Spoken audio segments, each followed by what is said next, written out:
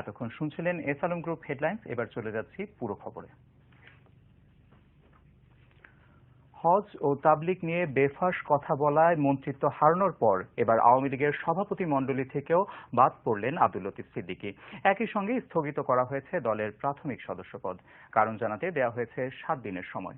রোববার আওয়ামী লীগের কার্যনির্বাহী কমিটির বৈঠকে এসব সিদ্ধান্ত হয়। ধর্মীয় অনুভূতিতে আঘাত দেওয়ার জন্য এবং গণতন্ত্র এবং বাংলাদেশের ঘোষণাপত্র এবং আদর্শ পরিপন্থী কাজ করার জন্য বাংলাদেশ আওয়ামী লীগের কেন্দ্রীয় নির্বাহী কমিটি সর্বসম্মতিক্রমে লতিফ সিদ্দিকীকে তার সভাপতি মণ্ডল সদস্য পদ থেকে বহিষ্কার করা হলো। আরেকটি সিদ্ধান্ত গ্রহণ করা হয় যে তার যে প্রাথমিক সদস্য পদ সেটাকেও আপনার সাময়িকভাবে স্থগিত রাখা হয়েছে এবং কেন তাকে চূড়ান্তভাবে দল থেকে বহিষ্কার করা হবে না সেজন্য নোটিশ কালকের মধ্যে তার কাছে পৌঁছে দেওয়া হবে। ধর্ম নিয়ে লতিফ সিদ্দিকীর মন্তব্য কোনোভাবেই গ্রহণযোগ্য নয়, আওয়ামী লীগের কার্যনির্বাহী কমিটির বৈঠকে জানিয়েছেন প্রধানমন্ত্রী শেখ হাসিনা। রোববার সন্ধ্যায় গণভবনে বৈঠকের শুরুতে দেয়া বক্তব্যে প্রধানমন্ত্রী বলেন, সংবিধান অনুযায়ী একজন মন্ত্রীর নিয়োগের অবসান যেভাবে ঘটানো যায় সেভাবে লতিফ সিদ্দিকীকে বাদ দেওয়া হয়েছে। তিনি আরো বলেন, আওয়ামী লীগ ধর্মনিরপেক্ষতায় বিশ্বাসী, ধর্মহীনতায় নয়। বিএনপির উদ্দেশ্যে তিনি বলেন, গণতান্ত্রিক আন্দোলনে বাধা দেবে না সরকার, তবে নাশকতা করলে তা কঠোরভাবে দমন করা হবে।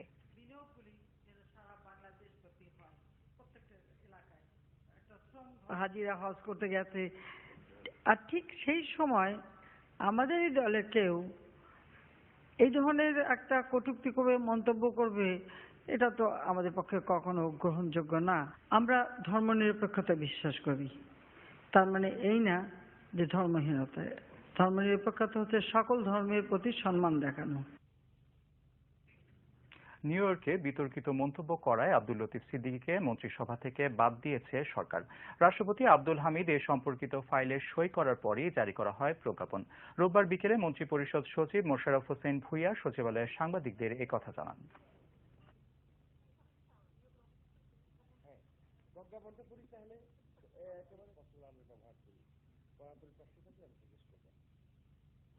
ডাক, টেলিযোগাযোগ ও তথ্য প্রযুক্তি মন্ত্রণালয়ের দায়িত্বে নিয়োজিত মাননীয় মন্ত্রী জনাব আব্দুল লতিফ সিদ্দিকীর মন্ত্রী পদে নিয়োগের অবসান হয়েছে। এই মর্মে মন্ত্রিপরিষদ বিভাগ আজ একটি প্রজ্ঞাপন জারি করেছে। এর আগে মাননীয় প্রধানমন্ত্রী গণপ্রজাতন্ত্রী বাংলাদেশের সংবিধানের 58 অনুচ্ছেদের 2 দফা অনুযায়ী জনাব আব্দুল লতিফ সিদ্দিকীর মন্ত্রী পদে নিয়োগের অবসান ঘটানোর জন্য মহামান্য রাষ্ট্রপতিকে পরামর্শ প্রদান করেন। মাননীয় প্রধানমন্ত্রীর পরামর্শ অনুযায়ী মহামান্য রাষ্ট্রপতি গণপ্রজাতন্ত্রী বাংলাদেশের সংবিধানের 58 অনুচ্ছেদের 1 দফার গ উপদফা অনুসারে জনাব আব্দুল লতিফ সিদ্দিকীর মন্ত্রী পদে নিয়োগের অবসান ঘটানোর নির্দেশ প্রদান করেন। আর কোন সরকারি শিল্প কারখানা বেসরকারীকরণ করবে না সরকার, এ সংক্রান্ত নির্দেশনা দিয়েছেন প্রধানমন্ত্রী শেখ হাসিনা। রোববার সচিবালয়ে পাট ও বস্ত্র মন্ত্রণালয় পরিদর্শনে এসে কর্মকর্তাদের সঙ্গে বৈঠকে এই নির্দেশনা দেন তিনি। একই সঙ্গে বেসরকারি খাতে ছেড়ে দেওয়ার পরও যেসব শিল্প কারখানা চালু হয়নি সেগুলো উদ্ধার করা হবে বলেও জানান প্রধানমন্ত্রী।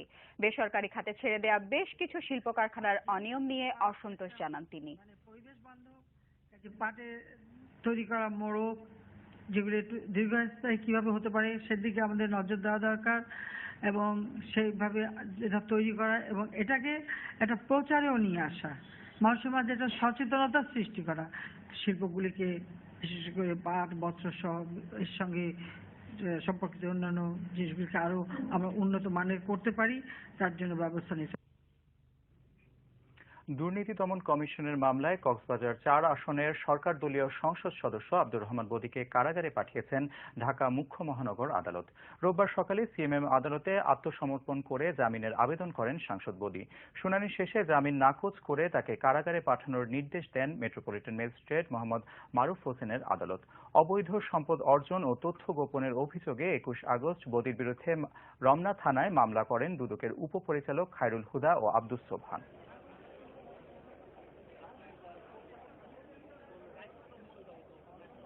দুদক অদক্ষ এবং উদ্দেশ্য প্রণোদিতভাবে তারা এইসব মামলা করে থাকে।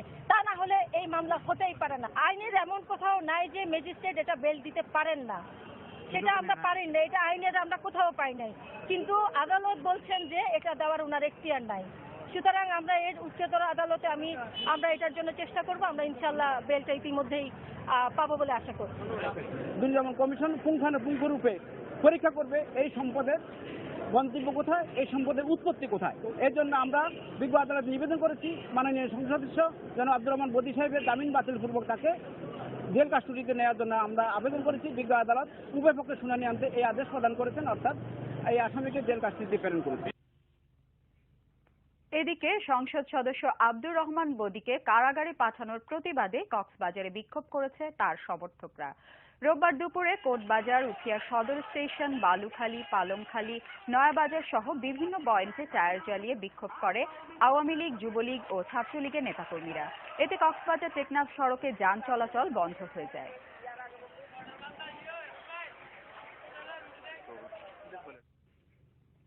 সরকারি প্লট বরাদ্দ দুর্নীতিতে দুদকের করা মামলার তদন্তে সাক্ষ্য দিয়েছেন নৌ পরিবহন মন্ত্রী শাহজাহান খান।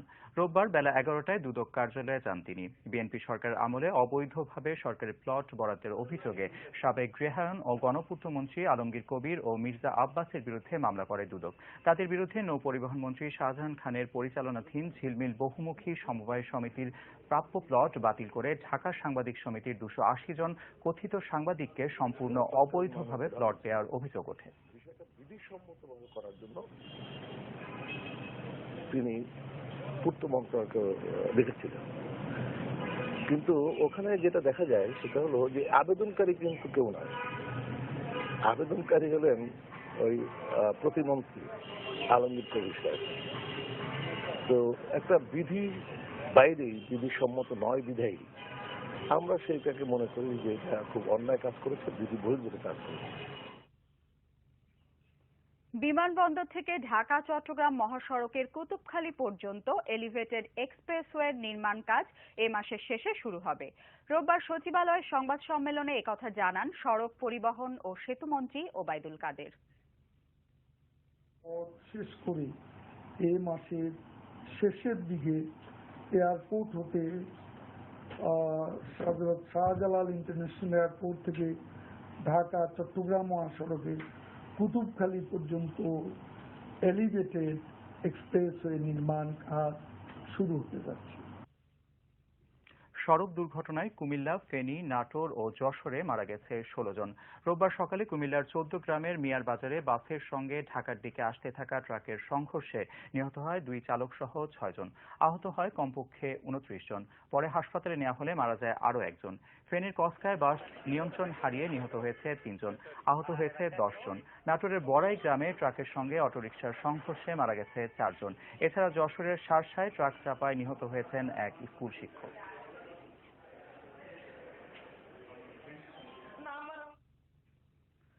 কবি নির্মলেন্দু গুণ হৃদরোগে আক্রান্ত হয়ে রাজধানীর ল্যাব-এইড হাসপাতালের আইসিইউতে ভর্তি হয়েছেন।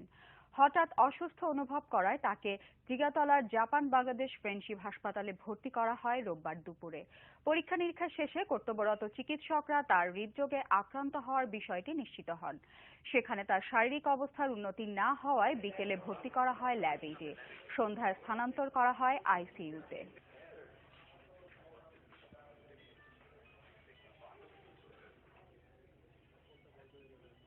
কারণ এটাকে বলে লেট মেইন স্টেনোসিস। তার অর্থাৎ হলো যেখান থেকে সমস্ত আর্টারিগুলো উঠে গেছে ঠিক তার গোড়ার মধ্যে ব্লকটা হয়েছে। তো এই ব্লকে কিন্তু রিং লাগানো যায়, কিন্তু এটা ফার্স্ট অপশন না, সেকেন্ড অপশন। 2-3 দিন না দেখা পর্যন্ত আমরা বুঝতে পারবো না যে উনার আসলে রোগের গতি প্রকৃতি কোন দিকে কি পর্যন্ত যাবে, কিন্তু এখন পর্যন্ত সে স্ট্যাবলি আছে।